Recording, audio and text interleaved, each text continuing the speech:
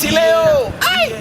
Nakwambia si mwingine bali ni Ringtone yuko kwenye studio leo na sisi hapa. Nilikwambia usijaribu kubanduka pale kwa sababu leo show ni moto moto moto kama nini, moto kama pasi. Ni wazuri ukiwa nao, ukiwapa wanakusifia, kiwanyima wanakuchukia, ukikosa wanakugeuka. Wanadamu ni wazuri ukiwa nao, ukiwapa wanakusifia. Hey yo, vipi? Mimi naitwa Ringtone.